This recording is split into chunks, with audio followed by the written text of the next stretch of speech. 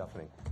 Welcome. This is the December 7th, 2010 meeting of the Board of Commissioners of the Department of Water and Power, and I'd like to welcome you all here.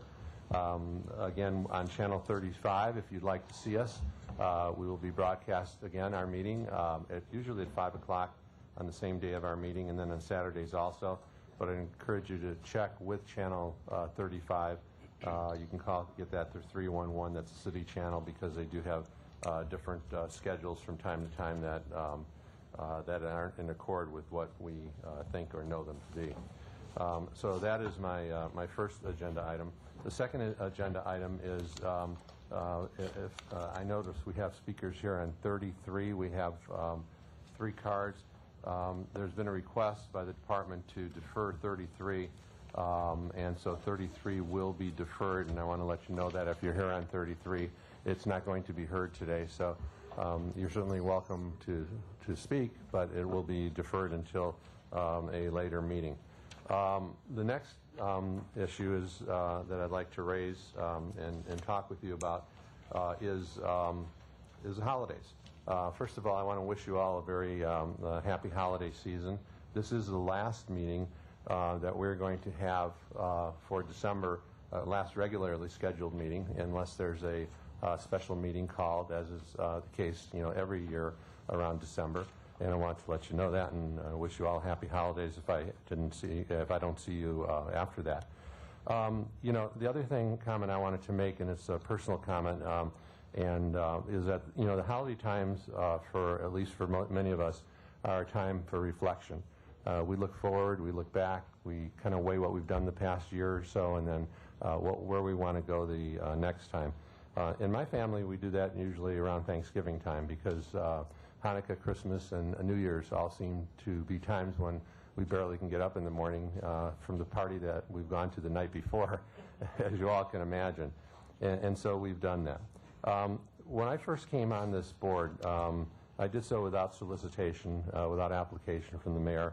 I received a call from the mayor's office, and I had certain hopes and aspirations that we'd be able to accomplish, many of which have been accomplished, some of which have yet to be accomplished, but hopefully will be.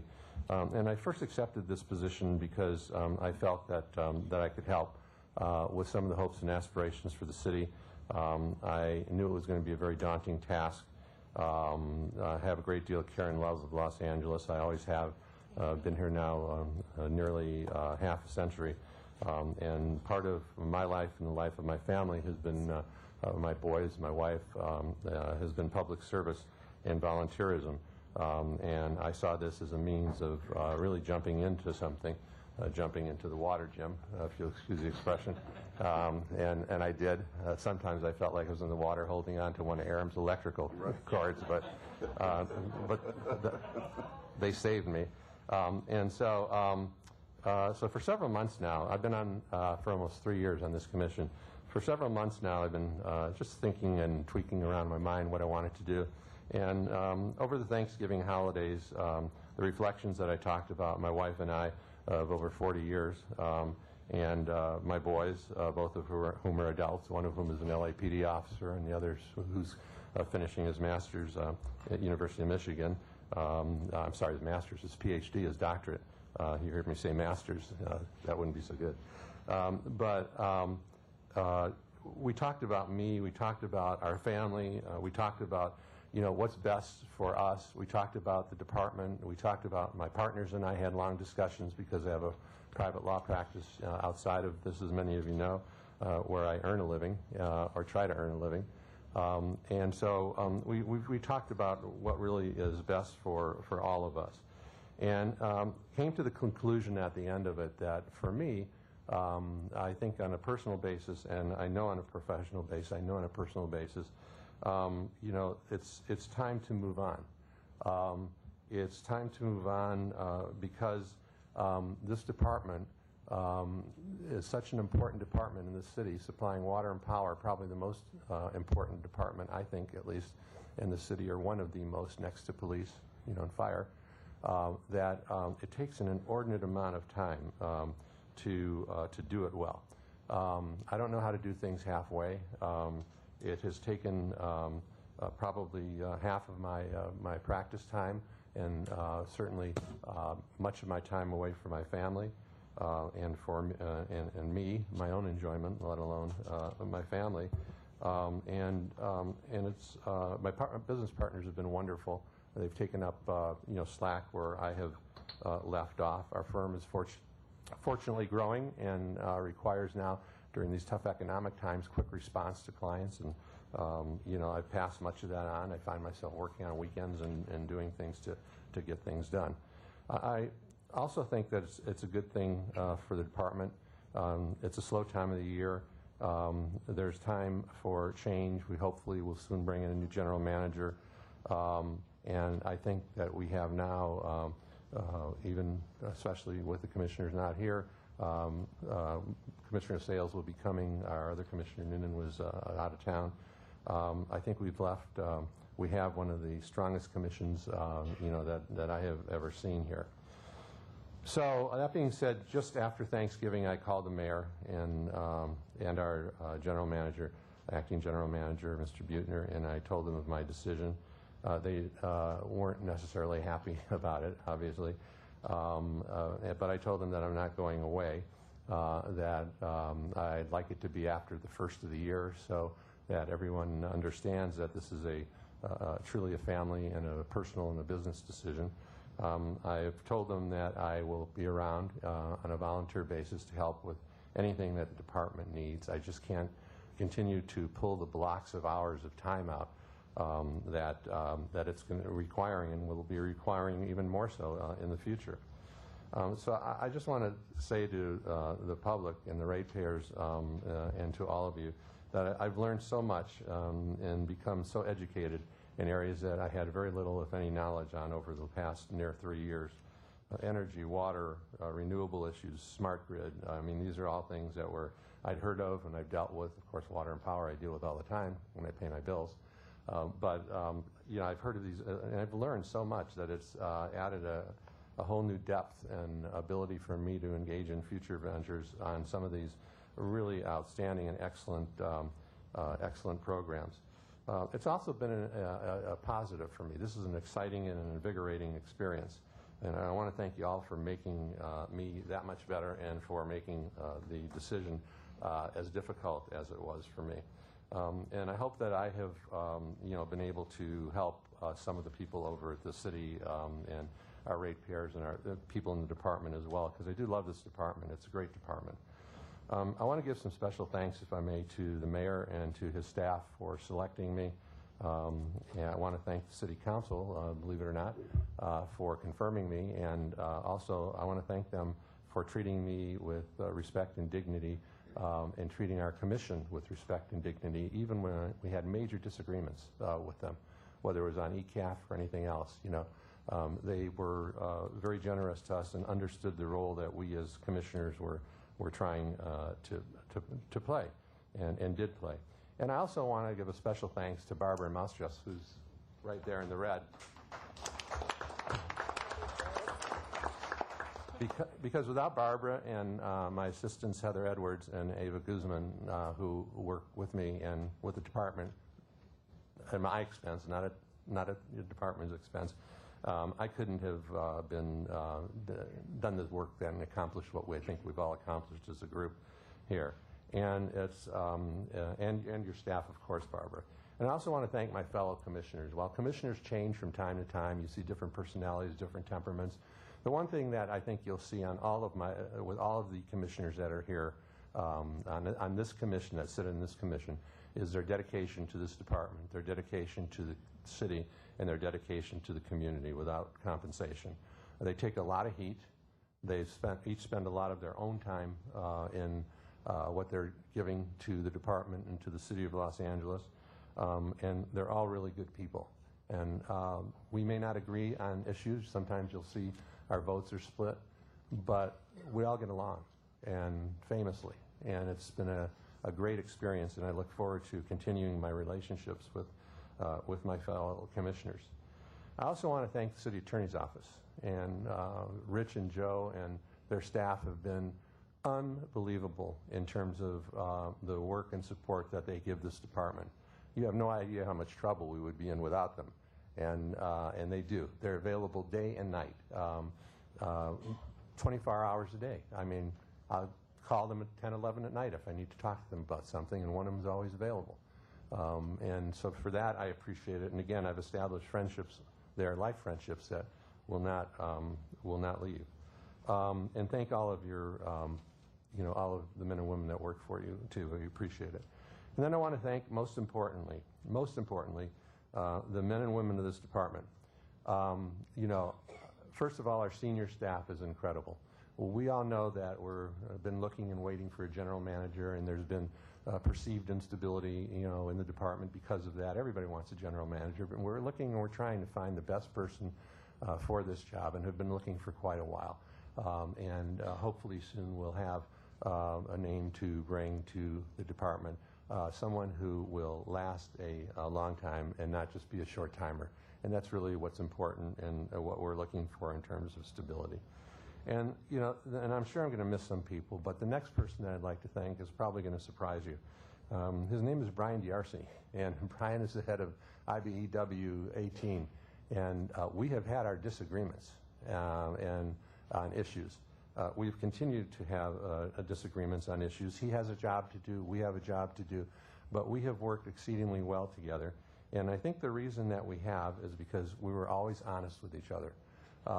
We never lied to each other. We never tried to hide something from each other. If we had a disagreement, we dealt with it, we talked about it, and we tried to come to some conclusion. And so, unlike past history, I have a great deal of respect for what he does. I understand what he does for his people. That's his job, and he does it well. And without that, many of the improvements, whether they're security improvements that we have struggled for years, would still be struggling for, would still be taking a longer time to get done, and other things that we've accomplished.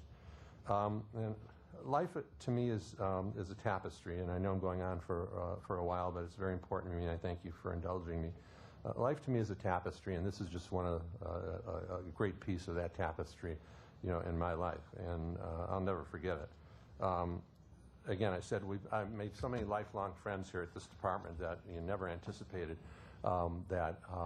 It just goes without saying that those friendships aren't going to change. The only observations I have in leaving at the end of the year are that I have been taught in the past to look at crises, and you can look at a crisis or situation two ways. You can look at it as a crisis in which it becomes a crisis and will be and remain a crisis. Or you can look at it as an opportunity to make things better, and maybe not achieve everything, but at least move things forward. Our commission and I have always chosen to look at these kinds of circumstances, difficult circumstances, as opportunities. And the other observation is I want you to know that our commission department and I have always tried to do the right thing. Yes, there probably have been some missteps that I've taken. I won't blame that on my commissioners, but by the same token, that's life, and we just try and make things better and work harder. Yesterday was a difficult day for me, particularly, along with many others, in that I attended the funeral of someone who had become a close friend, a mentor, and almost like a father to me, Joe Sorrell. And he's kind of been an icon in the city. He's a man who got along with everyone, regardless of their political beliefs. He was a strong Democrat. He knew I was a moderate Republican, and yet he took me under his wing, and we became very close friends. In his eulogy yesterday, the mayor made a number of statements, but one of the things that the mayor said that I wrote down and that I hope I've been able to bring to this department, a little of each, is that, Joe Sorrell led a life of civility, of courtesy, and cooperation. And those words are very meaningful to me. Sometimes, we all slip, and we're not as civil to others as we should be, and for that I apologize if that's happened. I've always tried to be courteous to those whom I deal with. That's something that was taught to me by my family. And I've always tried to be cooperative and work with people and work things out, because that is the only way you're going to get things done. And, last, I look forward to working with the department on an as-needed basis. I've told the mayor this. I've told Austin Butner this. I've told staff who are aware of what was happening this. I see this as a family that we've kind of all built together, and I see this as a retirement, not a resignation, if you will. And I have offered and told them to call me anytime if you need some historical knowledge, even though it's short term. If new general manager needs to talk with someone, if there's something that we've done, and just give me a call. I'll be here. I just can't any longer continue to do it on the frequency and the regular and the block of time basis that I have been doing it before. So I guess the bottom line is I'm not going away. What I'm doing is I'm going back to my wife, 40 years, who many of you know, some of you sitting in the audience know, who's been the love of my life. And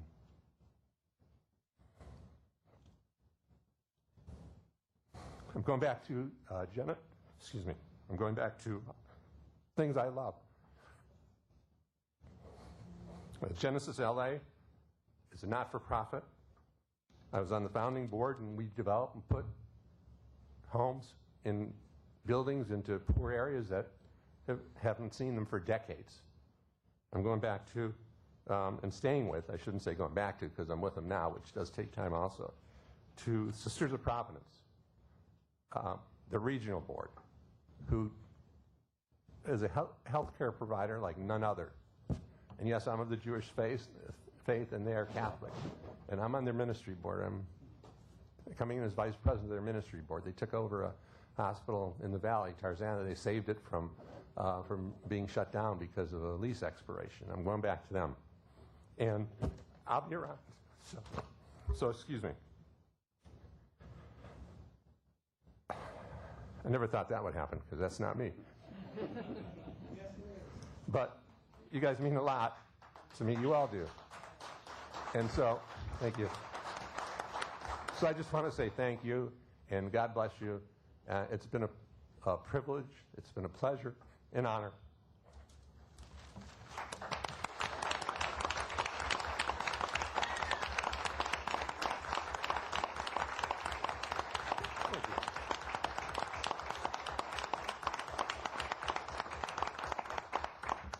And please keep doing the great jobs you're all doing, making this department a great department.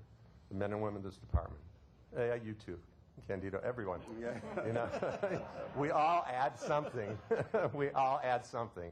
And it's the working together that really makes this city a great place. And we have a lot of struggles and a lot of things we have to work on as a city, as a department. We all know it. Tough times are really tough. But we're going to make it happen, because we're the city of LA. We are the finest city in the world. We are the biggest city in the world, as far as heart is concerned.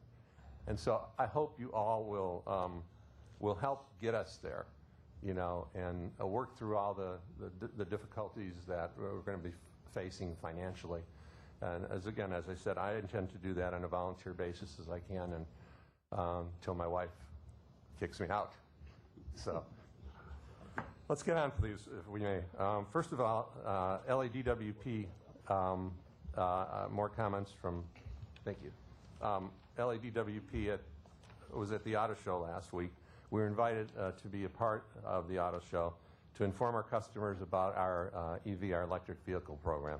It was very well received, and if you read the newspapers, you'll see that what was highlighted by the press was the fact that all of these electric vehicles that we have been talking about for years are now coming to fruition.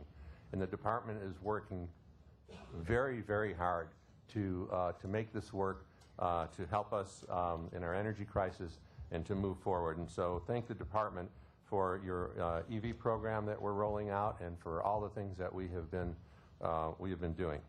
Next, the department is setting a national standard to making certain that anyone who has acquired these vehicles within a week of the time that they've acquired them, they will have installed in their garage, in their home, an electrical vehicle charging station by the department within 7 days. Now, we'll keep that for as many as we can. If we have to change it because you know, the demand becomes too high, we will certainly let you know, but we're committed to do that. Next, the department is going to be offering, and these are some of the great changes that we've been able to make, discounts off the regularly scheduled electric rates when we change, when people charge their cars during the off-peak and nighttime hours to help encourage, you know, that. The department will also be conducting workshops for those who are interested in acquiring electrical cars, EVs. We'll send out notices when the first of several of these will be taken and or will be given.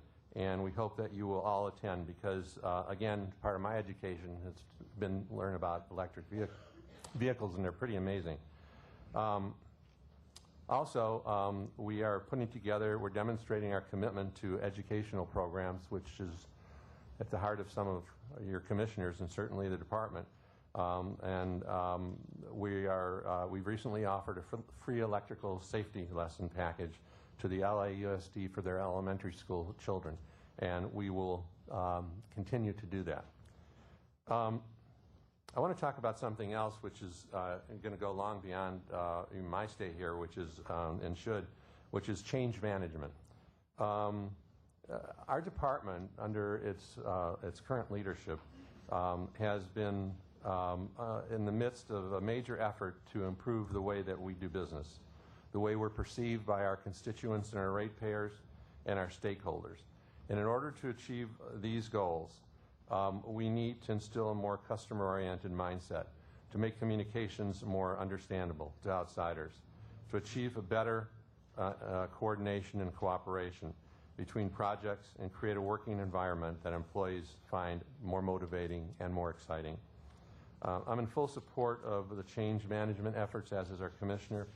This is over a century old here at DWP, and we do things very well.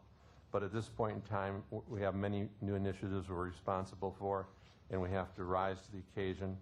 As board president, I was asked to be part of a stakeholder in the video that was shown. As I mentioned during my my 2 terms as board president, you know, I've had to deal with 3 general managers and interims in the department, and I can tell you that, but for the likes of our senior management staff, and God, I hope I don't forget them, the Ramon Rajas of the world, Cecilia Weldon, you know, Jim McDonald, our water, you're doing our power, Aram, you know, Lorraine's helping us, and please tell me our financial people, thank you very much. New faces come all the time. This department, you know, couldn't run. And I got to tell you, from an inside perspective, and I mean this sincerely, this department is running. Your water and the new programs that are being initiated are being done by the department with or without, you know, a general manager, permanent general manager in place. And for that, it's something that, you know, that you should be and that I am really proud of. So, you know, I want to thank all of you for doing this. And I also want to say one last thing on change management and things that we're doing, but it's kind of related to it.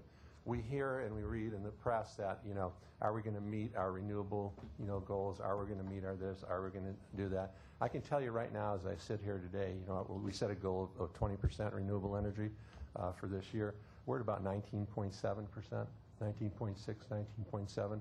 We hope to get there by the end of this year. But if we don't, we're going to be so damn close that nobody, no other city is going to be able to have matched what we have done in such a short time. And that isn't because of me, and it's not because really of our commission. You know, it's because of the men and women in this department at senior management levels, but down in the trenches, who have worked their tails off to make certain that this happens. So we are going to get there. We're going to continue to deal with the issues we have with water. It's going to be a difficult time, but we're going to deal with it. The only thing this department really needs, if you want to know the truth, is money. You know, we need money from the feds. We need money, if we can get it, if they have any from the states. We need money because all of these mandates that have been given to us by our legislators, by those, they're good mandates. They're good things to accomplish. They're good things to achieve. The problem we've got is they're unfunded. meaning nobody is giving us the money to do these things. And the most difficult thing for me personally, and I believe for every one of our commissioners, and I know from some of our department senior staff and others, is to try and implement these things without causing a massive increase in our rates. And so we're trying to go as fast as we can. We're trying to go as slow as we can in terms of rate impact. But you know, it's just common sense.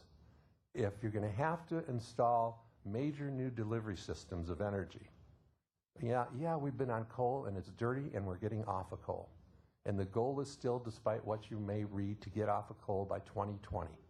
Not 2027, but 2020. That's the department's goal. Could it happen?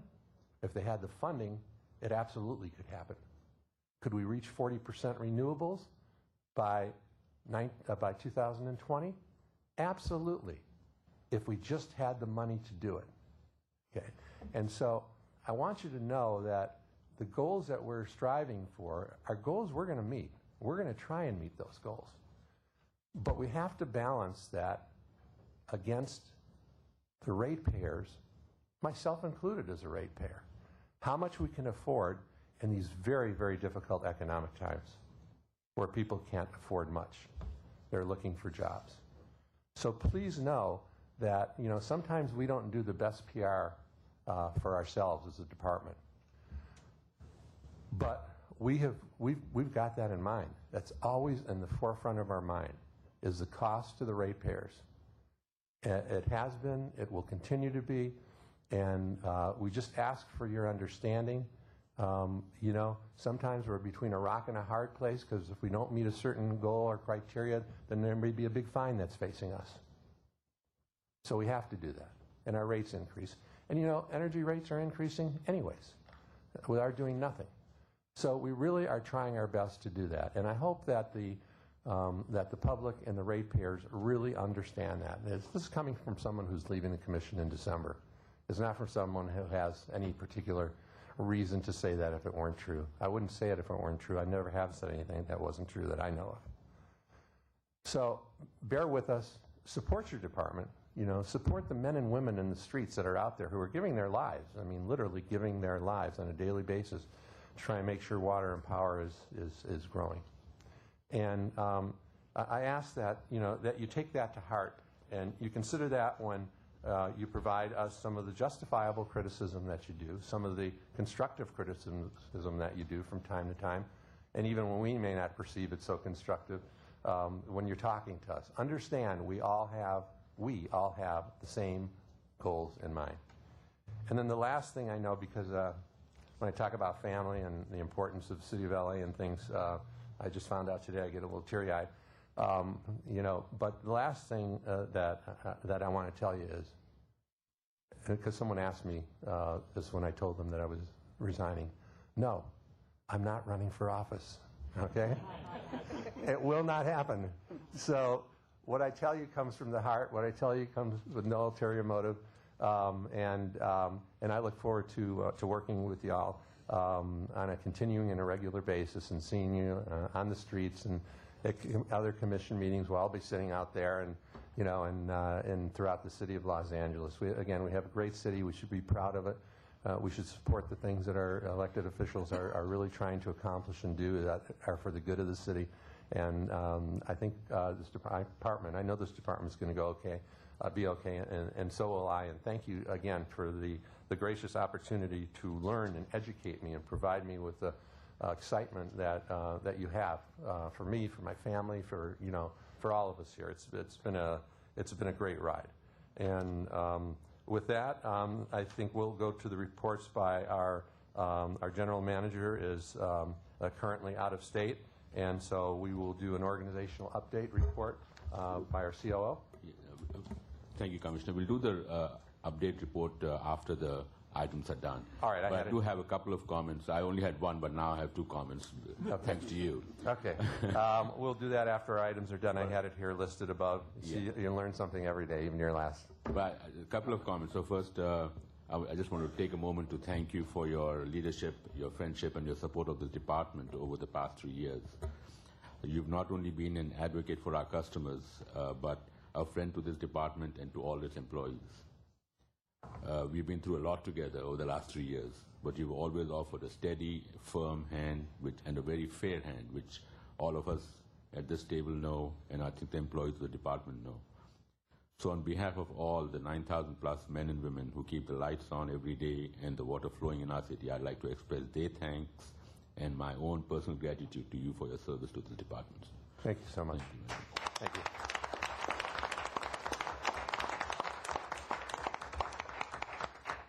You know, service on this board and any board is for public business. For doing it for free is not easy.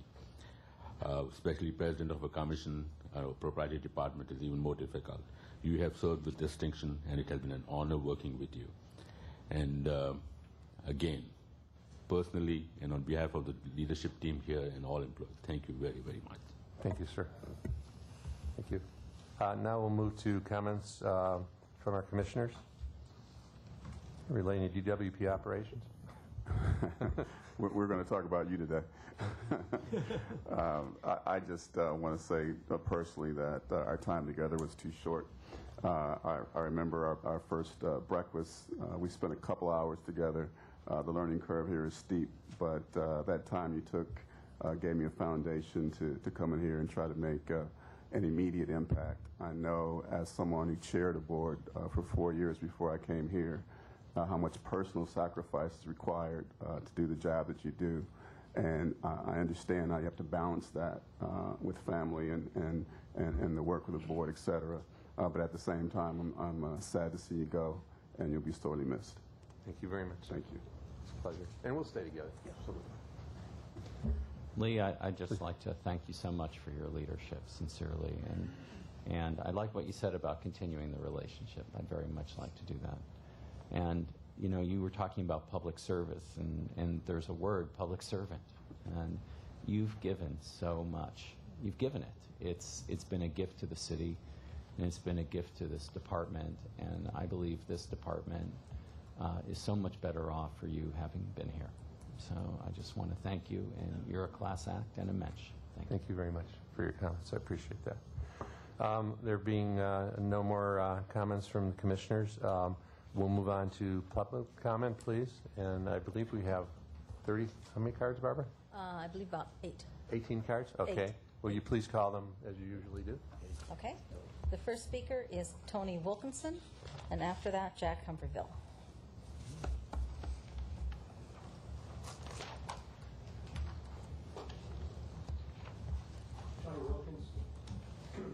Tony Wilkinson, I don't think the mic's on.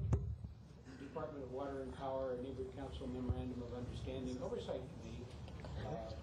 And I personally would like to thank you also.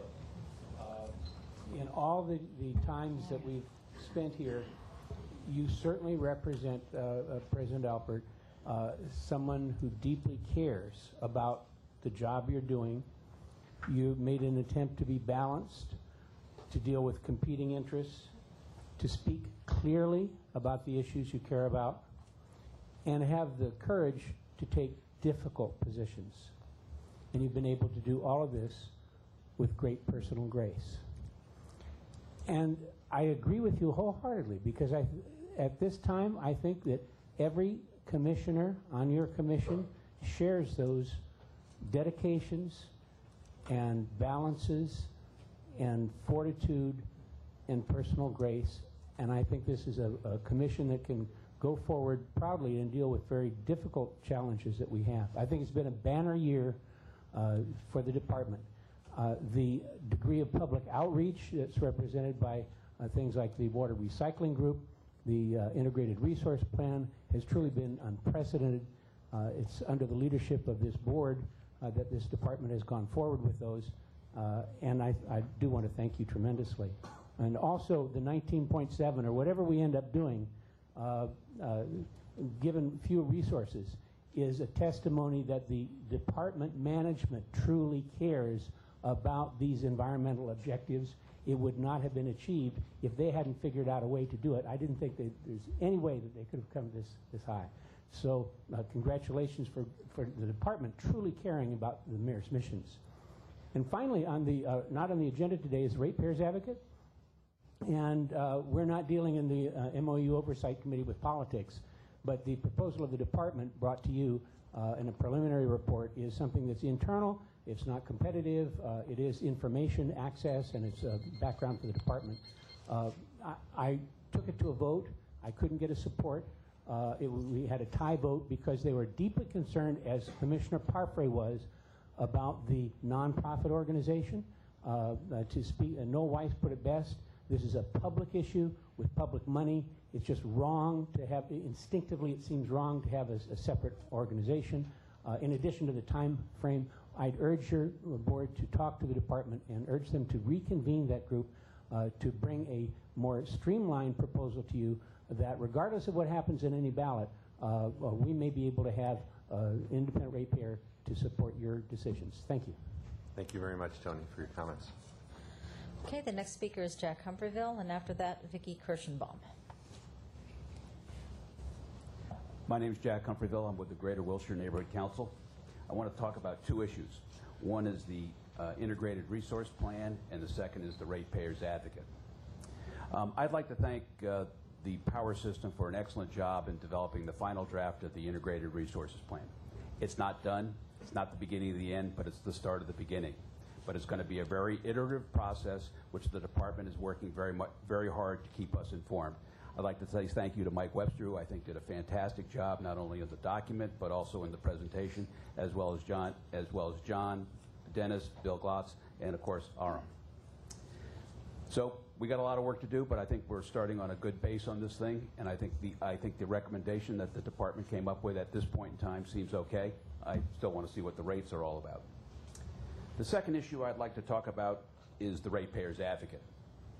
I don't know where this is all going to go. We obviously had a number of meetings around town with the city council. We got sandbagged at the last minute by the IBEW, having some complaints about an inspector general and a truly empowered, well-funded Ratepayers Advocate. There's going to be something on the ballot. Who knows where it's going to go? The DWP also put together its advisory panel, which I think I had some questions with regards to the independence of some of the members, but nevertheless, I think it came up with a fairly decent proposal. But my comment here is to you guys. You have, in the past, you being the commissioners overall, have said you're the Ratepayers Advocate. I think you need to really act as the Ratepayers Advocate. For example, we heard Christina mention the other day about the concept about how do the wage rates of DWP compare with the other people? We have not heard that answer. How efficient is the Department of Water and Power? We haven't heard that answer.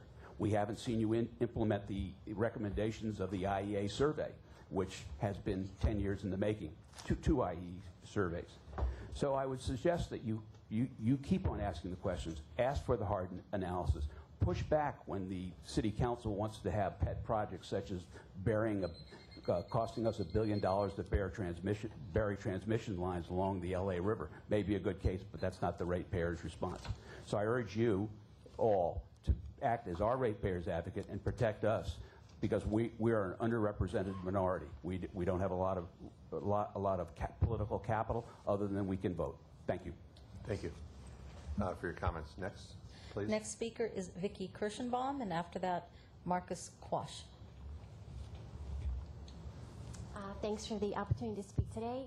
I think the motto of LADWP has always been keep the lights on, keep our rates low, and they've done a wonderful job of giving us dependable power at the lowest possible price.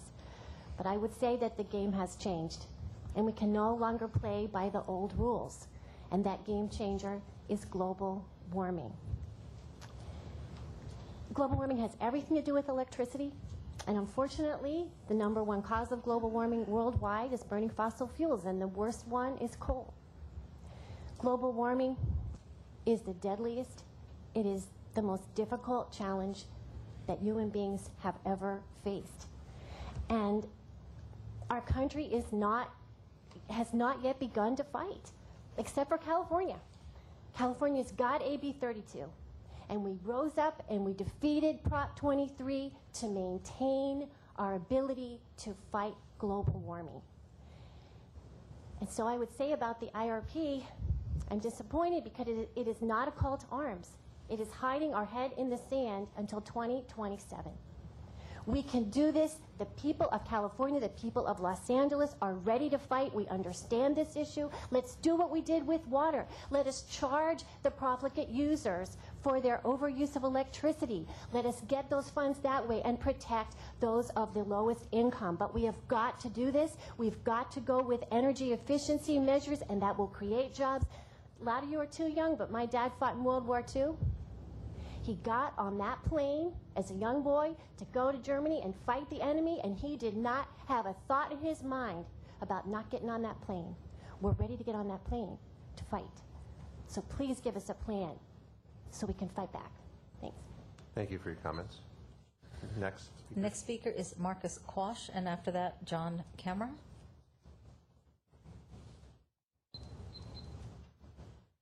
Hi, I'm Marvis. I'm representing the Coalition for Clean Air to make this public comment.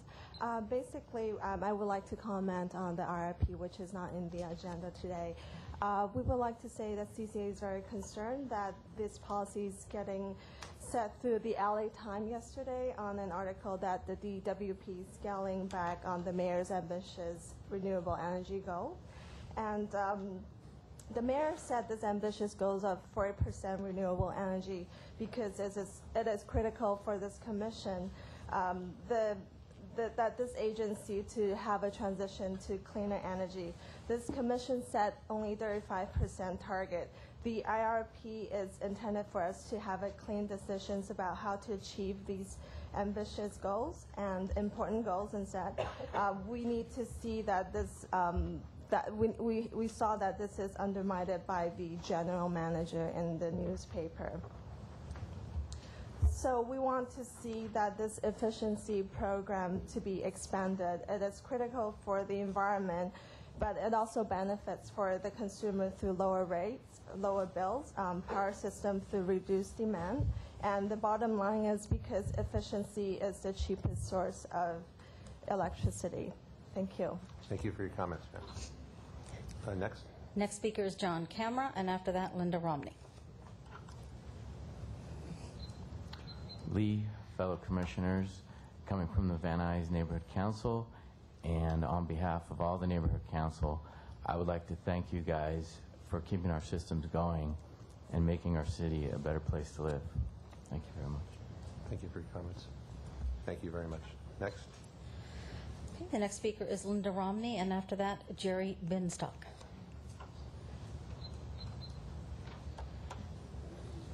Good morning. I'm very saddened that you're going to be leaving us, President Commissioner Alpert. Quite frankly, you are the only individual that has any concern for the taxpayers. I say that from my own personal experience, sir. I wish you all of God's blessings.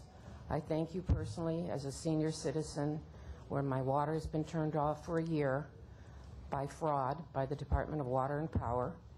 I wrote correspondence with exhibits to John Chen in July and to the head, our general manager in July, with no less than 48 exhibits attached regarding the underground leak. I've received correspondence now back that they've given me, this is now by Lance Brown, that they've given me till December 15th. So they turn the water off and they give you 15 days, and I don't even have a corrected bill. However, I did speak with Mr. Chen, and he said he is going to extend that so that I can bring the bill to HEAP or HARP or whatever that entity is. I also like to bring to your attention when they're talking about global warming here, there is such a thing as Bloom Energy, B-L-O-O-M, small footprint, much less expensive than solar. For $5,000, they can install this in a resident. You have a one-time fee. You never have another energy. We cannot pay our bills anymore. The water with the second tier being over $6 per HCL.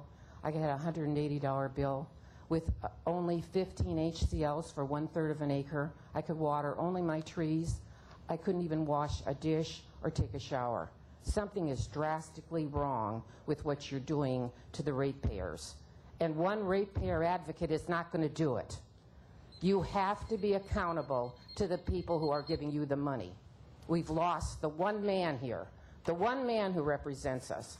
None of the rest of you do. It's all fraud, fraud, fraud. And nothing is done about it. We go to the commissioner, and your Latrice Williams says on the tape for 50 minutes there's no such bulletin. Then she produces it. Does the commissioner then rule in favor of the taxpayer? No. Something needs to be done about this monopoly. This monopoly needs to be broken up. It needs to be state-of-the-art. You need to investigate Bloom Energy. I went to those ratepayer workshops you had about integrated resource plan. You never Can you wrap up presented your Bloom remarks, Energy. please? Thank you. Thank you for your comments, ma'am. Next speakers. Next speaker is Jerry Binstock, and after that, Chrissy Scarborough.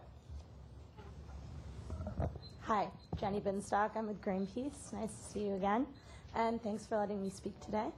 So Greenpeace, my work with Greenpeace, we're part of a growing coalition here in Los Angeles that is supportive of transitioning the city off of coal-fired power.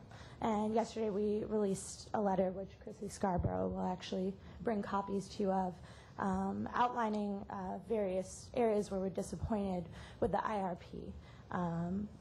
We commend, there's a great commitment to transitioning off of the Navajo coal-fired power plant before 2020, and it's unfortunate to see that the 2027 deadline remains for IPP. There's a lot of work to be done on energy efficiency and RPS in this, but it is, with that said, this is Los Angeles, as you said earlier. We're the biggest and best city in the world. There's a great opportunity to lead on the issues of fighting climate change and transitioning off of dirty coal-fired power. And the DWP has communicated a commitment to doing that, which is fantastic. And as you've said, a commitment to doing that as soon as possible by that 2020 deadline. So through my work as an organizer, we've seen an impressive growth in the number of neighborhoods and organizations and faith groups that are getting on board with transitioning the city off of coal-fired power as soon as possible at a faster pace. And that's very exciting. And we've spent the last year educating people all over LA about our use of coal-fired power through neighborhood council meetings and farmers markets and film screenings and rallies and all sorts of activities. And there are thousands of people that we've talked to who are ratepayers who understand the importance of doing this now and doing it very, very soon. So 2011 is an exciting time. It's clear that this is a living and breathing document, that we have an incredible opportunity to work together and strengthen it. There are many more people who I know are ready to come out and speak in favor of transitioning off of coal very quickly in 2011, and we're looking forward to doing that with you. So thanks. Thank you for your comments, ma'am. Next. The next speaker is Chrissy Scarborough, and after that, Candida Merez. Hi, I'd like to thank the Commission for the opportunity to speak, and again, thank you for your service, Mr. Albert. So I'm here on behalf of the Sierra Club, and let me start by saying that the latest draft of the IRP is by far the most transparent document thus far. It demonstrates that you are definitely interested in progressing towards a coal-free future, that by announcing that you'll sever ties with Navajo Generating Station by 2014, you're making a strong commitment. Unfortunately, this IRP commits us to continuing our coal use till 2027, 17 more years from now. What does that mean? That looks like 229.5 million tons of CO2, 14,000 pounds of mercury released into the air, causing neurofetal damages, and also 421,000 tons of ozone into the atmosphere, which causes smog. The DWP has an opportunity to increase energy efficiency, which will protect ratepayers' bills, which will create jobs here in Los Angeles. And I would like to say that I've talked to neighborhood councils. I have 9 neighborhood councils. I've actually gotten one since last meeting with you 2 weeks ago. Lake Balboa joined 8 other neighborhood councils in passing a motion and sending a letter to you supporting the principles of getting off coal by 2020. Finally, the framing of the IRP, it continues to portray this false dichotomy between low energy rates and continued dependence on coal. The IRP contains evidence that the price of coal will continue to rise. In the meantime, energy efficiency is emissions-free and costs half the cost of coal. Not only is the DWP underinvesting in its cheapest, cleanest resource. It's also forgoing the local jobs. So it's not too late. And at the last meeting, on the 30th, one of your staff said that the feedback they received was not representative of the public. I would say that I've spoken to thousands of people. We have 7,000 petitions, and we've talked to at least double that many people, because some people are like, oh, I have to go, like I'm going somewhere. But I would just say that we have talked to thousands of people on the streets, held film screenings, had public events where people understand this issue. Students at USC, students at LA City College, students at UCLA are getting on board with this. They understand, and people around the city are becoming aware of this, and they want you to do the right thing. And we appreciate your dedication and commitment to doing the right thing. I thank you again for saying that the department's goal is 2020. That was very reassuring and helpful. Thank you. Thank you. Okay, the next speaker is Candida Moraes. Good morning, Commissioners. Mr. Alpert, happy Hanukkah, good Yom Tov, Merry Christmas, and happy Kwanzaa. And Mr. Alpert, I want to thank you. I've known you for quite a while, and I hope that you know that I was never trying to be disrespectful because I hold you in high esteem. I just know who you are. And if I could share just a little story, one time at Outback Restaurant, you and your wife with another couple were there, and there was a young man who was brought from the back who was a dishwasher who became a waiter. And he was very nervous. He had a family just before him, and they gave him a real hard time. And I remember your wife was very kind to him, put her hand on his hand, and told him that he was going to be okay. You probably don't remember it, but my wife and I were a little over, and so we heard the whole thing. And so, again, that's the kindness and goodness that comes from you and your family. I would also like to take this time to thank, again, the workers, the good, hardworking DWP workers. It's been a great year. It really has. I've been here a long time, and the progress that we've made in the last year is unbelievable. Even though I've had disagreements with some of the things that have taken place, the progress and the fact that we have so many good people trying to improve this department and do what's best for the city of Los Angeles and the ratepayers, the management people that are speaking up now and coming up with ideas to better improve this department. It's phenomenal. So the future is bright for this department. It's also bright for the ratepayers and for the city as a whole. So I just hope that we continue working that way. At the meeting on Saturday at the Neighborhood Council, I asked for a no vote on the ratepayer advocate, etc., and I was able to get 8-8 tie. It wasn't that I didn't think that it was worth it. I just felt that we could do a better job. So I look forward to working with you. And again, we have a great team. The Neighborhood Council has a great team. We're developing a great team here at DWP, and I truly believe that the next general manager should come out of this department. We don't have to look far. We have people that have been here and been here a long time and who have integrity and who really care about everyone, and we need to make sure that we care from the lowest position to the highest, that we treat people with dignity and integrity, and that we show them respect. So thank you, and again, appreciate your kindness. Thank you. Okay, that was the last speaker for number 4. Okay, then we'll move on, please, to number 5, approval of the minutes. Let's see. Why don't we do this? We have 2 that the commissioners have asked to be pulled. Jonathan, which ones? Numbers 18 and 32, please. Number 18 and 32 will be pulled. Number 33 has been deferred. Do we have a motion to... I do have to make one small announcement. Oh, yes. For item 31, the amount on there of 34,680,000 should have been 34,292,240. Okay, it should have been 3. Say again, please. 3.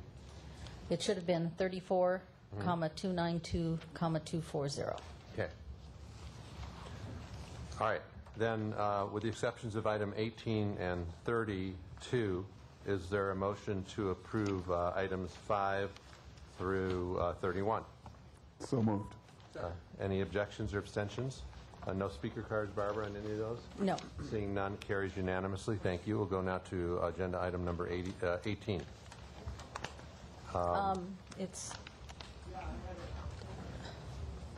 We just adopted these. We've had a card turned in after your vote, but he said he gave it to the security office before the vote for 6 to 12. For 6 through 12? Yes.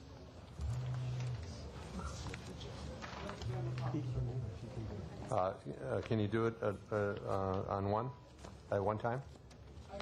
Okay. Why don't we then, is there a motion to reconsider 6 through 12? So moved. Is there a second? Second. Okay, any objections or abstentions? Seeing none, it carries unanimously. Then why don't we go to 6, item 6, and this, you have the same comment for all of them. Yes, I do, Okay. Mr. President. Again, it's about contracts and money being spent. The main issue that I try to express here before the Commission is the fact that we need to do a better job in contracts and procurement, and that we hope that we can staff and support them to make sure that they get the proper training. I feel that there's just not enough education there. We need to train people properly to make sure that they can make decisions, and that the structure of the procurement and the supply chain needs to improve. So again, it's not a criticism, it's just that we can do a better job, and I hope that we can make that #1 priority in the coming year. Okay. Again, thank you. Thank you for your comments. Is there now a motion to approve 6 through 12? There is. And second. Any objections or abstentions? Seeing, hearing none, carries unanimously. Let's move to item number 18, please. Hi, I would just very interested in hearing a presentation on this item. I know that we have many local groundwater sources here, and it appears that we're moving ahead on being able to use these our adjudicated water rights at one of our groundwater sources. So I think it's such an important issue that I would like for it to be heard by the public, please.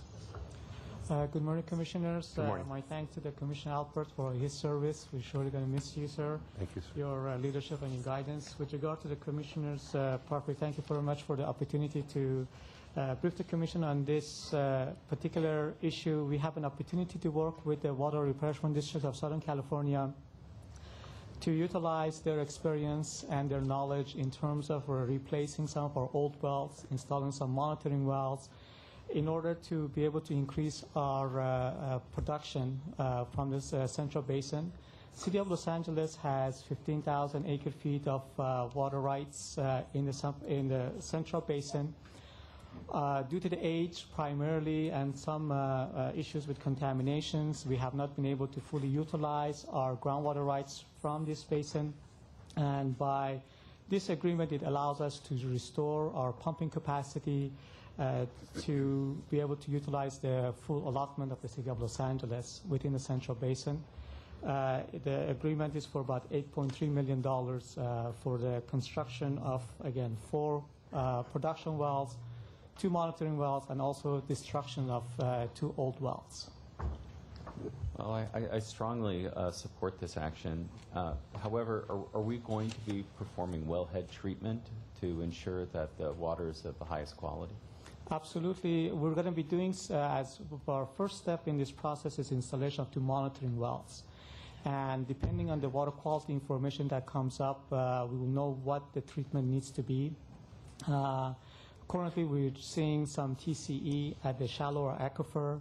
Our hope and our plan is to go to the deeper aquifer to minimize the TCE, but also we are sizing a facility for the groundwater treatment should solvents such as TCE and others are found.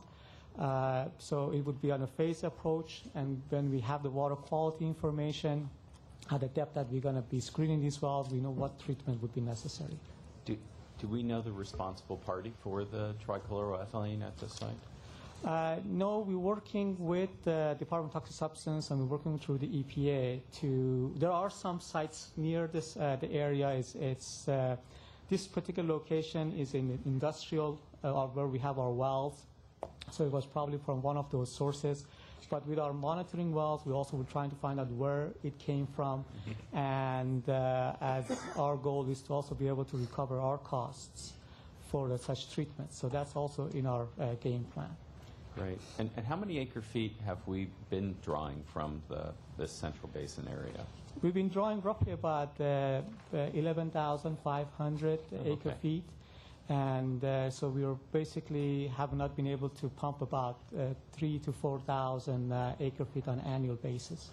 Now, are we able to bank that for coming years? Or how does that work? With the way the Central Basin is regulation is set up, we could only carry about only 3,000 acre feet to the next year.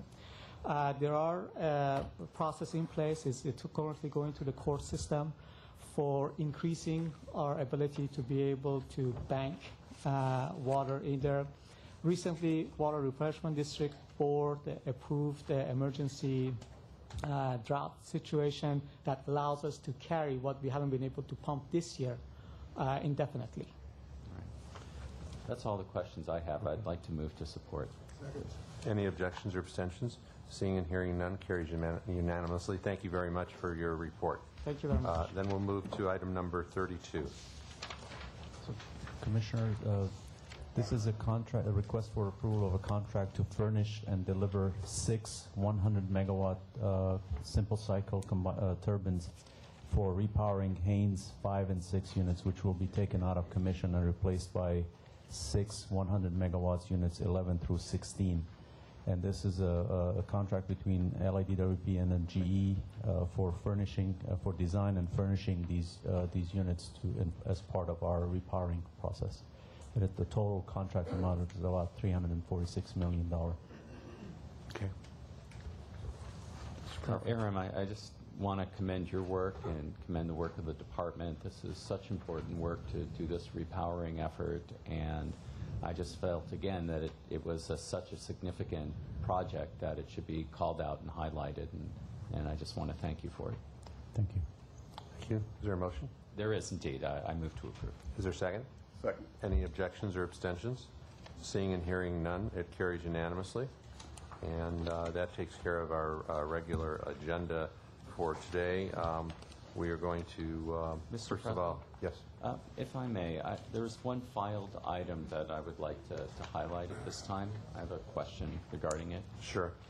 We have filed items. I haven't gotten there yet, but we have filed items number financial services A, monthly reports B, and C, informational reports. Which one would you? 34B, the financial monthly, please. Okay, 34B. Then, without a further objection, 34A and C shall be deemed filed. Report on B, please. 34B. Who will be doing that? I would just like to specifically, Ann, if it's possible, to go to the last paragraph, the Energy Cost Adjustment Factor, ECAF, the October report. And when I was reading this, one fact I found, quite candidly, I found it alarming. And I think we need to pay attention to it. And if I'm reading from the report, it says that as of the end of October, the balance in the ECAF under collection account is $185.3 million. That is correct, and that's why we included in the monthly activity report to the board. And I also noticed that we had a projections related to our under collections, and yet our under collections are even worse than we anticipated. That is correct. And do you feel, Ann, in the future that the projected under collections and the real under collections will align, or is this a chronic under collection problem that we're experiencing? Right now, what we're doing is we're working with the general manager to come up with a new rate redesign, and we think through that new rate redesign, the under collection problem will be solved. But until we get that process, or until we make some either changes in lower spending in the items that qualify for energy cost adjustment factor, or higher revenues, that will be what it takes to balance it out. Do other commissioners have questions related to the under collection? No, understand them fully, unfortunately. Okay. Thank you. Thank you very much. Then item number 34B shall be deemed filed. Management reports, Aaron? Commissioners, this is a routine report that we filed. Just to highlight on the October numbers, it's about 14.6%. It's not final numbers because we haven't gone through the audit for that month. But we are doing everything possible to notch, as you mentioned, Mr. President, the 19.7%. We're trying to shore up the economic purchases on the renewables to make sure we get that number plus hit the 20% if possible. So we don't know until we close up the October and the November numbers, but we will report on it as we get more information. Okay, well, I hope we get there because, you know, the mayor represented that recently publicly. I've represented that, and our goal is to get to 20% or as close or to as possible. And over the years, I know that it's something that we've been told we will be achieving, and so we really need to get there. So within our financial constraints, we're looking at every means possible to make sure those numbers are hit. Absolutely, and thank you for the great job that you've done, you know, in energy for us. We appreciate the hard work you put in, and of course, Jim, you too, in water. All right, so thank you for that report. Then we'll go back to where's our COO? Our COO is missing. Could staff please see if we could find him, because I think his is the last agenda item before we go to closed session, and I think the public that's here probably wants to hear it. Mr. President, yes, sir. If I may, I apologize for coming in late, but I did want to take this opportunity to thank you for your service. It has been extraordinary. You've been a wonderful leader for this organization in a very tough period. The hours you put in were incredible, and your service is much appreciated, so thank you. Thank you very much, Mr. Sales. I appreciate that, Commissioner.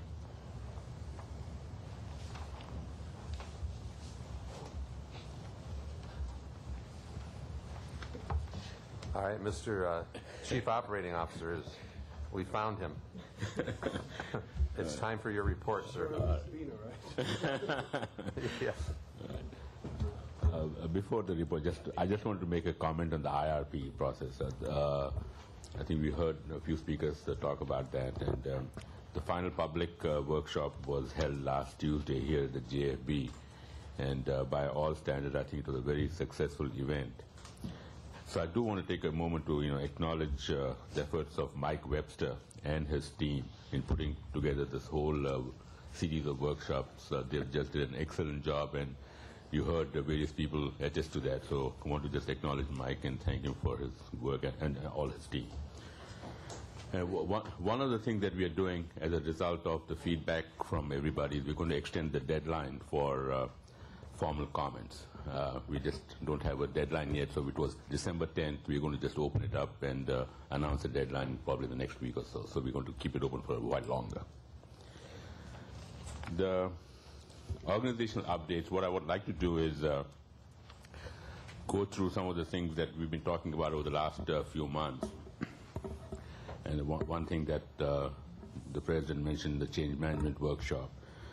So there's a lot of stuff going on, a lot of things going on in the department which are very positive, as you mentioned, Commissioner.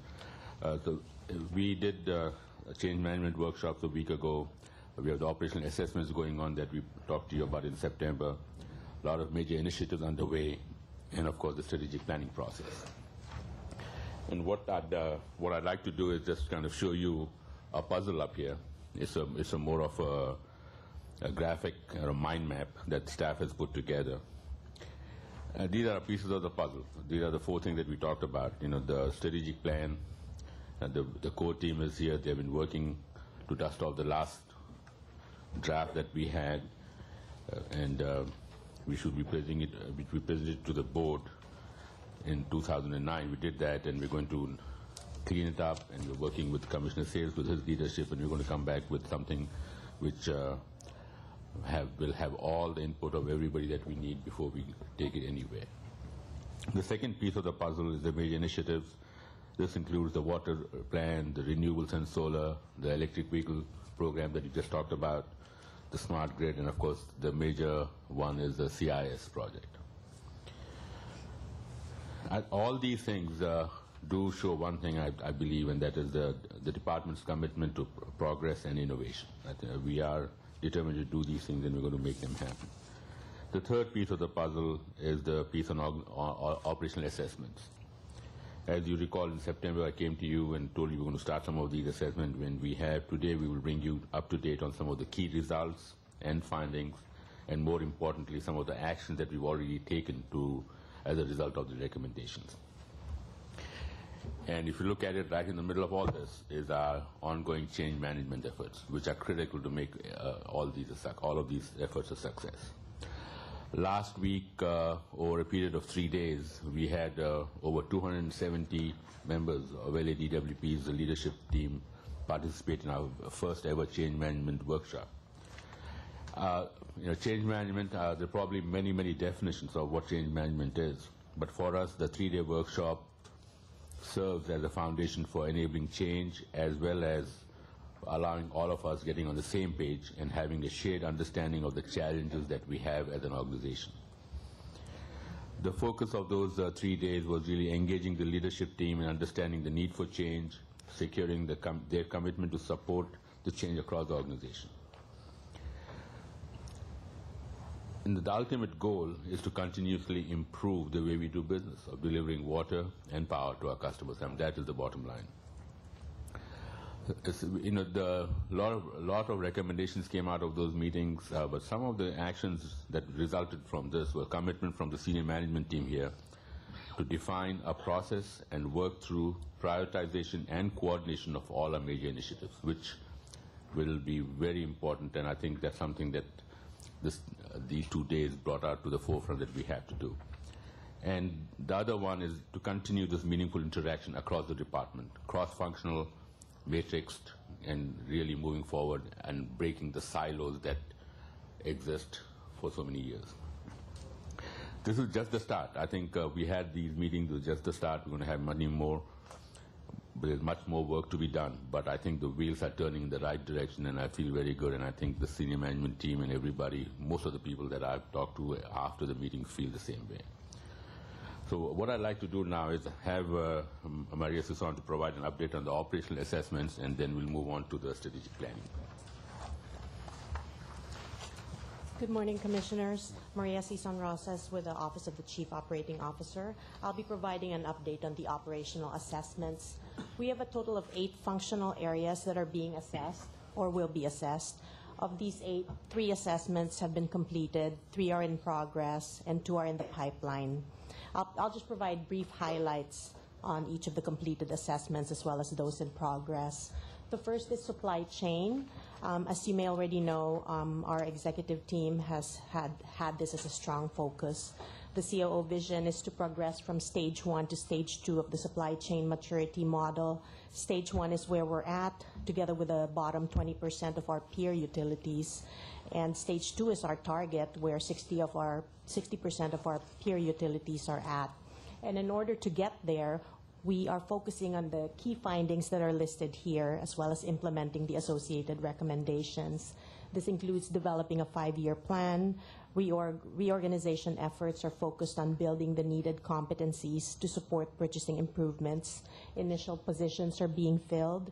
We are cross-training buyers to better transition and align supporting water, power, and joint systems. Strategic sourcing pilots are focused on 2 areas, namely wire, cable, and paper stock. An assessment of the warehouses and storerooms has also been initiated. The objective on this is to identify opportunities to consolidate warehouse and operational support facilities between water and power operations. And we're also excited about ERSP Phase 2 implementation, which is due in the first quarter of 2011. The next is on the IT effectiveness. This assessment revealed that DWP's IT strategy and roadmap developed by our CIO, Matt Lamp, and his team is appropriate and consistent with best practices within the industry. This assessment provides options to improve their ability to execute the strategies. There are 24 specific recommendations for improvement that, if executed, could provide a savings of up to $8 to $15 million over 3 years. The key actions to date on this one involve implementation of the low-hanging fruit, including the non-IT functions being transferred and a PMO being established. Given the level of investment in new technology programs, including CIS, Smart Grid, these changes are critical to ensuring the success of these programs. In the area of enterprise risk assessment, this assessment involved a comprehensive review of DWP's risk management, risk practices across the enterprise. This included financial, operational, environmental, regulatory, safety, and customer risks. The highest rated risks determined by the management team actually involves things that are not completely within management control. And this includes DWP's complex governance structure, the turnover at the GM level, critical challenges relative to rate cost recovery, as well as renewable and pension funding. Others included potential regulatory and environmental changes like once-through cooling or carbon reduction legislation. It was also determined that our insurance requirements impact our contracting process. The key actions to date include the risk governance changes by our CFO, developing executive risk committee and an executive risk working group by early next year. And also our insurance requirements are being looked at and addressed because it appears to be more of a barrier to doing business with the department at this time. So we hope that by addressing this, we can anticipate more small businesses, maybe-weebies, to be able to do better business with the department. This next page actually lists the 3 assessments that are in progress, the first of which is the rates restructuring. As you know, rates restructuring is a critical part of our efforts, and our key focus is to develop a rate strategy. And our goal is to maintain financial stability, rate predictability, and keeping it simple for the customers, and also sending clear price signals to encourage conservation. There's a lot of coordination going on across the department for this assessment, and the planned presentation to the board of the rates restructure is in January 2011. In the area of real estate, the key focus is to develop DWP's strategic real estate plan. The scope of properties are those in the LA Basin, and we're basically looking at optimizing our real properties. The focus is identifying properties for potential disposition or improved utilization, and the highest value are properties with infrastructure and potential to grow. We're coming up with a property-by-property plan of actions. The draft preliminary report is supposed to come out in mid-December, and the recommendations will be reviewed by our executive team in early January. Human resources, these efforts just started last month. The focus is primarily on the financial aspects of HR, including cost efficiencies from operations, cash flow improvement, tax minimization and savings, expense and liability management. So there are a lot of interviews in progress, and we expect these efforts to conclude around March 2011. This next page just provides a summary of the targeted benefits for each assessment. We've got them color-coded. The ones in blue are, once again, the assessments that have been completed. Supply chain, hard dollars will be obtained via the strategic sourcing pilots with a potential savings of up to $6 million per year. As we mentioned, we're doing pilots on wire, cable, and paper stock. Those are the 2 opportunity areas at this point in time. But the valuable process that will be learned by staff will be replicated for other commodities, and these are intended to provide us greater savings in the future. For IT, our CIO is taking a close, hard look at the recommendations. Some of the low-hanging fruit, once again, have been implemented. The other bigger areas are being looked into and being balanced given the current constraints and operating complexities. But we are looking at 8 to 15 million targeted benefits over the next 3 years.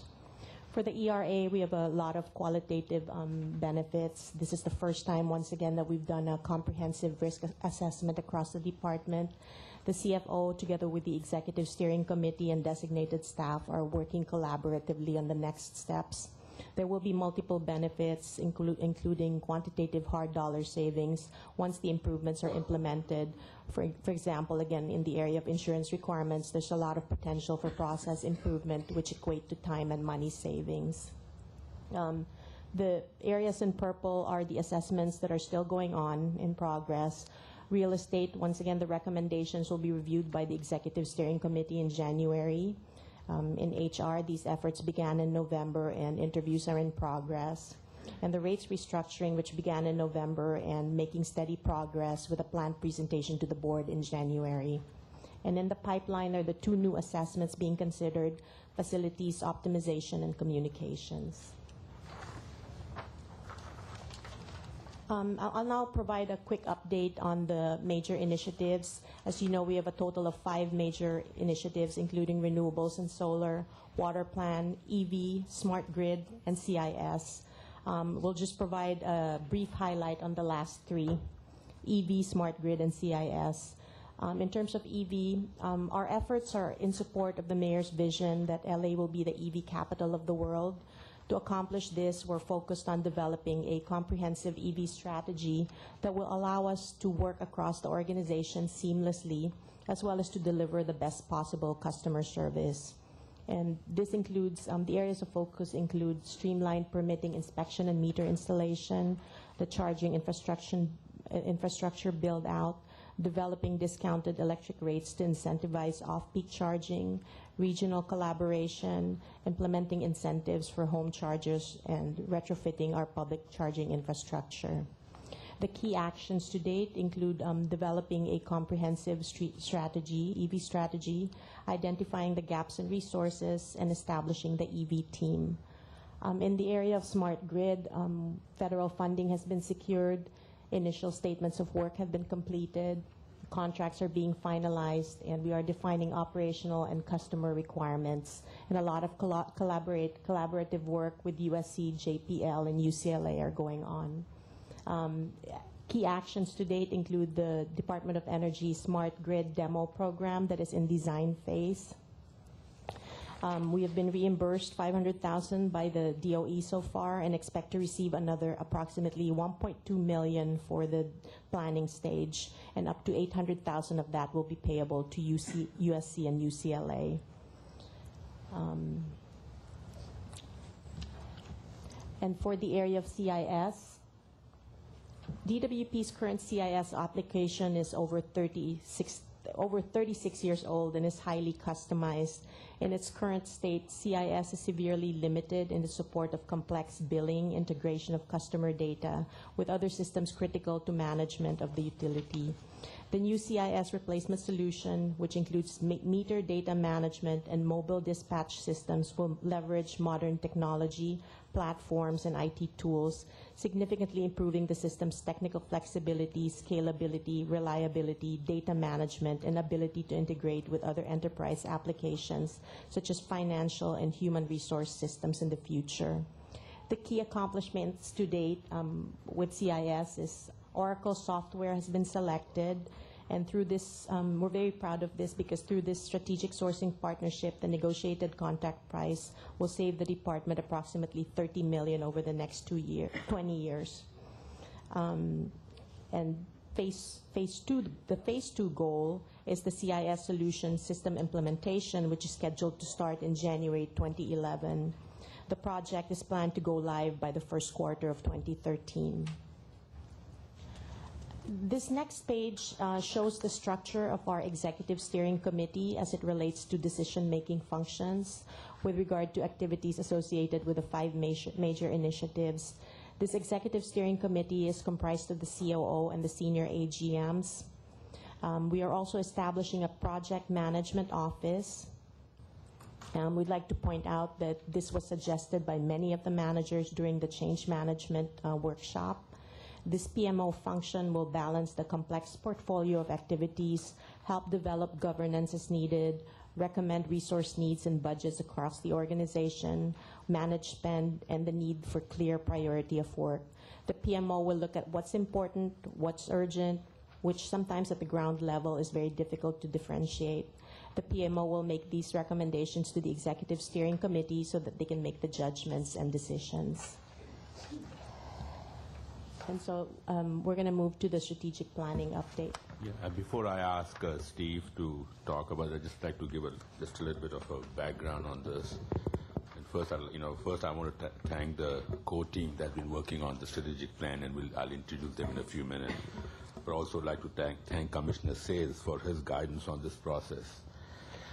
Just to give you a context for some of you who were not here and some of us who were here, we do not want a repeat of 2008. So we learned from our mistakes in those years. And so we realize that it's as important as the end product is, the process is equally important. So we are making sure that our outreach efforts are very inclusive. This time around, upon Commissioner Sayles' advice, the intent is to present a draft straw man, which you're going to see in a few minutes, of the guiding principles and the metrics. Then the real work will begin after that, including updating the 2008 plan, the draft that we had, assessing the external environment, drafting a mission, vision, core values. A lot of work that needs to be done. Board workshops will be held and meetings with all our stakeholders and input from them. So we intend to present a draft back to this board after we've done all that work sometime in the spring of 2011. So what I'd like to do is have Steve Malinowski come up and walk us through some of the timeline for these efforts and also the guiding principles and key metrics that we've drafted. If I may stand. Good morning. If I may stand to do this. We're going to basically with some guidance from Commissioner Sayles. He's asked us to provide some guiding policies for this commission to look at and consider. And these guidelines will influence the decisions by the department. The first, we'll talk about the timeline. The green portion of the timeline is the December-January time frame that we anticipate today we'll be providing the guiding policies and then looking at those policies and we're getting some feedback from the board. We anticipate going to the city council, the mayor's office to get some guidance from that organization, from them. And then we're anticipating the board to approve the policies and metrics. The yellow is the SWOT analysis we intend to send out. Hopefully the first week of January we'll be requesting information or some surveys sent through our website to the stakeholders from the department, the employees, and also the stakeholders on the outside. And then the red portion is the remainder of the process that we're going to be following. The guiding policies up on the board are basically, like, as I said, these will influence our decisions made by the department. Provide excellent customer service, a satisfied customer every time. Maintain financial stability with competitive and predictable rates. Communicate clearly and consistently. Treat employees as our most valued resource. Protect the environment and conserve resources. And the bottom line for us is provide reliable service. Keep the lights on and the water flowing. And you see to the right are the metrics that we've chosen that we'd like you to consider. They're 30,000-foot look at what we plan on doing for the strategic plan. We're going to be digging deeper down as we get more information from the stakeholders and from this board. If there's any questions that if you have for me. The metrics that have been identified are draft, correct? Yes, this should say draft on it. These are all draft. And are they intended to be in order of priority? Well, customer service is the main reason why we're here. We produce water and power, but not necessarily in priority. They're in 1 through 6. I'm going to say yes at this point. Okay, any questions or comments? Steve, I want to thank you, Maria. So the process, you're going to bring these principles, guiding principles, back to the board? After we get some feedback from you, we'll also be requesting feedback from the city council. Yeah, at this time, we'd like some feedback from you at this time or during the process, and then we'll take it out and get feedback from all our stakeholders, and again come back to the board in the first quarter of next year. So at least my thinking in making this recommendation, just to my fellow board members, is that we get involved in the weeds too quickly. I thought if it made sense for us to give kind of policy direction to the department, that might enable us to come up with a more tenable plan. I think we should probably at some point, maybe not necessarily now, discuss the order of these. I think it makes a difference. And I think customer service is critical, but I'd argue that keeping the lights on is the top of the list, not the bottom. And customer service is not very good if the lights aren't on. So, So it is not out of our priorities. but I think It we is- should. I think that's important. Yeah, It'll absolutely. help us make decisions in the longer term if we establish these priorities. Yeah. Absolutely. Well, you've taken the words right out of my mouth. On number 6, I don't know how you provide excellent customer service and a satisfied customer without having the lights on and the water flowing. I think this is a great start. I appreciate and I want to thank Commissioner Sales for the work and effort that he has personally put into this and his experience that he's brought to the table. We are not making the same mistakes that were made by the department, not by the commission, but by the department in 2008. We are gathering our information together. We're working with stakeholders, et cetera, et cetera.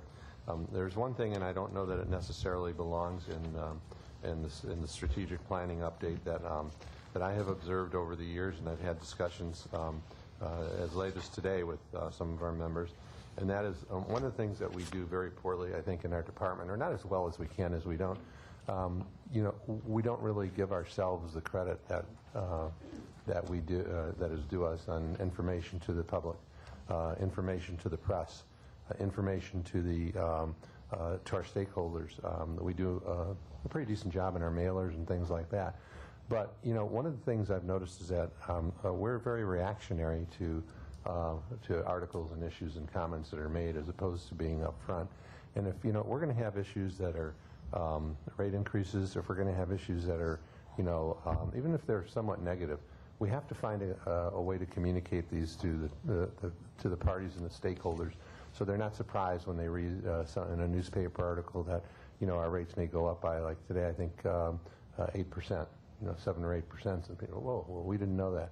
So I would hope that we would, on the bottom end of this, once we've developed the new strategic plan and everything else, include an informational part, public affairs, where we are affirmatively out there doing what we need to do to inform the ratepayers and the stakeholders, the businesses, our city council, our mayor's office, as to what we anticipate well in advance of it happening, instead of perhaps just working on the issues from within.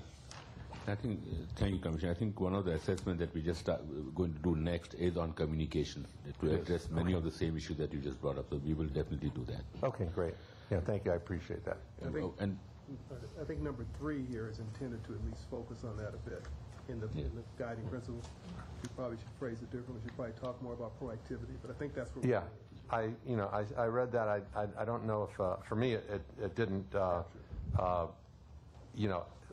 it didn't hit it right on the head, because I think there's a information to communicate what our improvements are and what our customer service is, but then there's also a different type of communication that lets the public know where we're going or where we may have to be going, so that they aren't surprised. The neighborhood councils, I mean, very often, and again, this is not a criticism, this is just a fact, very often, when some matters come before the city council, for example, some of the city council members are surprised. They have not either been fully briefed or completely briefed, or have misunderstood some things. You talk to some of the neighborhood council groups, they read it in the newspaper. They haven't heard it from us. If we have a constituent group out there, or constituent groups, then I think it's important to us to get the information as to what may be coming to them, beforehand, and not just, shocking or surprising them. And so I would really like to see, I'm not going to be here, a bit of a more proactive, system established for us to, to have communications with the customers, with the elected officials, et cetera, before we implement a program. Get their input, or tell them what's happening. If it's good or bad, they need to know. We need to know. Surprise is the worst. I mean, particularly if it's a negative to me. I want people to tell me what's coming before it hits me in the face.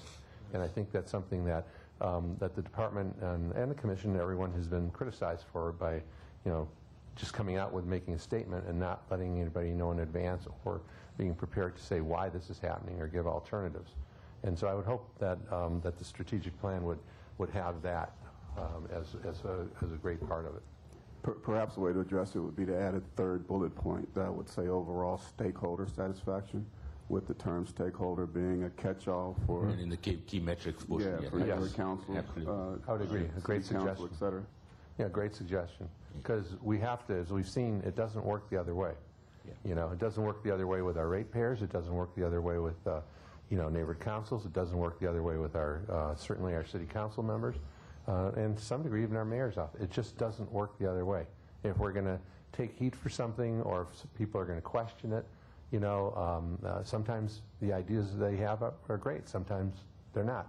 But at least we know what's coming, and we can be prepared to handle it and discuss it as we move forward, and it doesn't really surprise anybody. So I certainly agree with Commissioner Hellman's suggestion with respect to that item.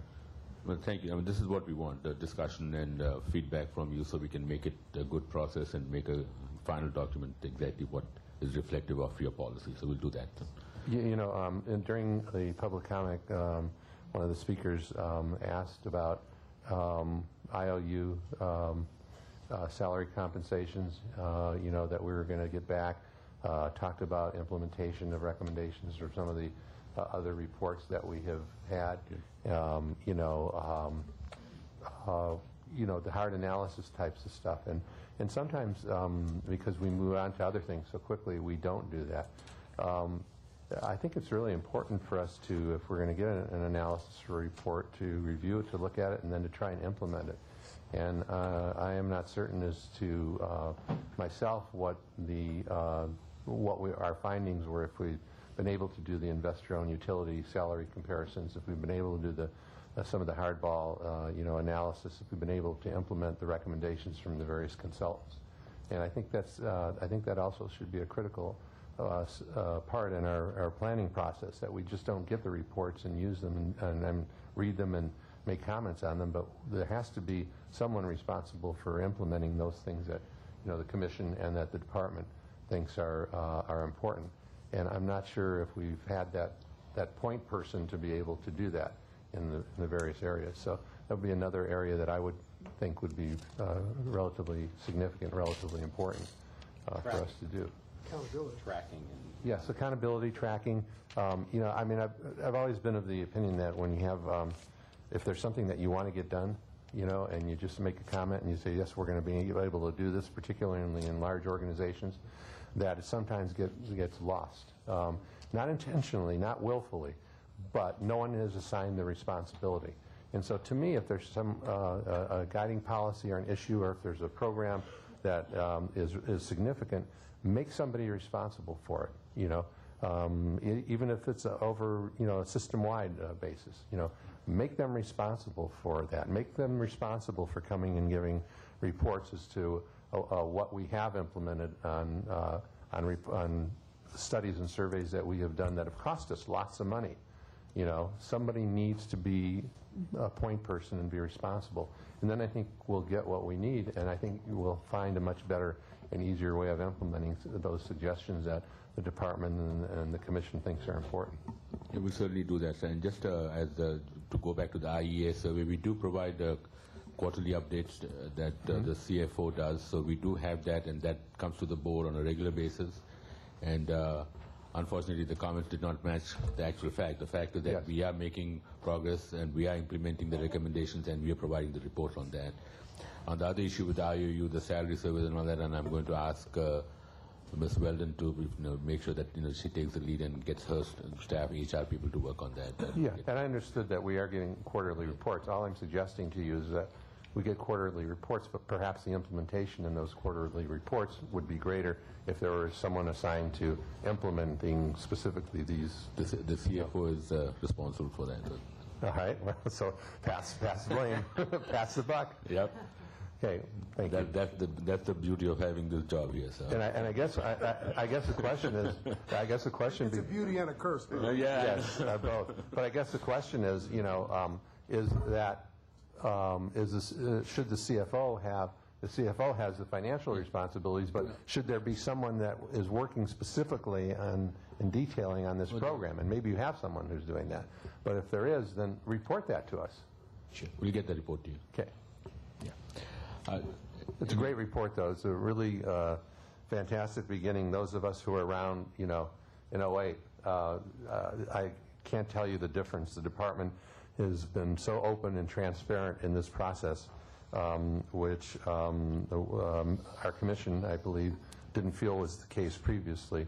You're going out and you're dealing with our ratepayers and those stakeholders as you should, and it's a great. I think it's a great process that you're using. Thank you. I'd just like to take a minute and introduce the whole team, the people who've been working on the strategic planning process, the major initiative, and the change management design. These are people who have full-time work to do and more, but without any hesitation, they've all stepped up and really did tremendous work over the last 2 or 3 months and continue to do so even today. So I'd just like to have their names come up on the thing, and you know most of them, and if you don't know many of them, I'll have them all stand up, and maybe if you have 2 minutes, a group picture with whoever is in this room would really be meaningful to all of us. So go ahead. Yeah, why don't you guys stand up? I mean, I'm going to announce so people know who you are. Steve Malinowski, come on. John, Dennis, we know you. Pankaj, Stefan Tucker, where is he? I just saw him. Oh, there he is. Gary Wong, I don't know. Oh, there's Gary. Mark Sedlacek, I don't see him. He's right there. Oh, there he is, Mark. He's in front of you. Greg Black, Greg Black, and Maria, wherever she is. So. Yeah, Maria, she is. Thank you. It's a great team, and you're doing a great job, and we're very appreciative of it. And then Thank you for working. on the major initiatives, the leads are again, Mike Webster is doing the work on the renewables and solar and continues to be the expert on the IRP process. Pankaj is doing the water plan. John Chen is, of course, leading the CIS. And Ali Morabi, I don't think he's in town, so he's the lead on the smart grid. And Lorraine is out of the room. She's going to do the EV. And the rest of the change management design team, I don't know who is here. Chuck Kokaska, Ali Morabi, Pankaj is here. These guys are doing double, triple kind of things in addition to what they've been doing regularly. So that's the rest of the change management design team. And so whoever is here, I'd like to a quick picture with the commissioners and President Albert. This is your last meeting. It would be good to have them all in here. So come on up, guys.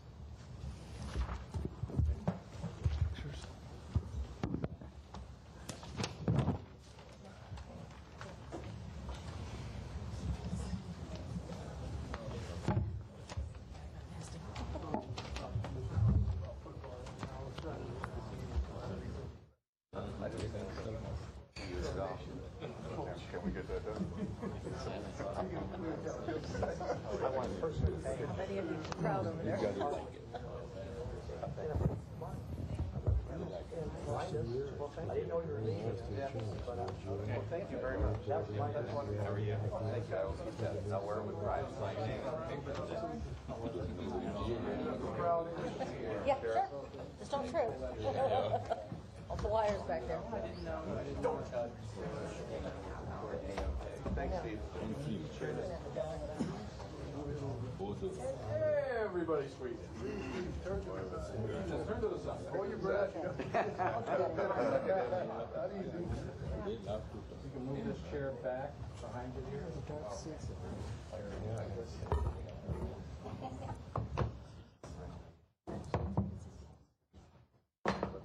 think you're supposed to be in that picture. Yeah. They mentioned your name. Lane, you're part of it too.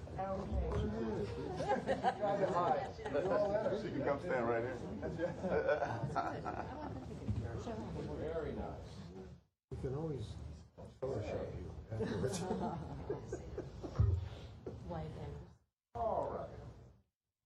Squeeze in, everyone. A little bit more. Get a little friendly. There you go. All right, here we go. Big smile. There's the first one right here. That's good. See how that looks? Okay, we do that again. All right, big smile again. That's good right there. Very good. Okay, one last one. Okay, Right up here. Big smile, yeah. Very nice. All right. Hello.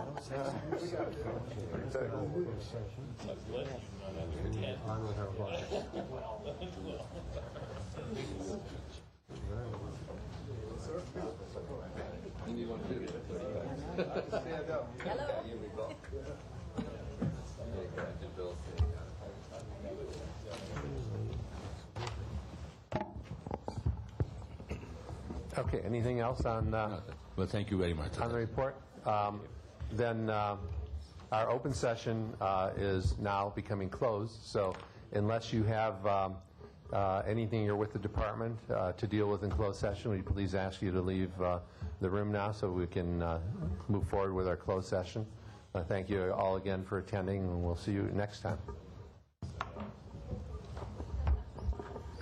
Okay.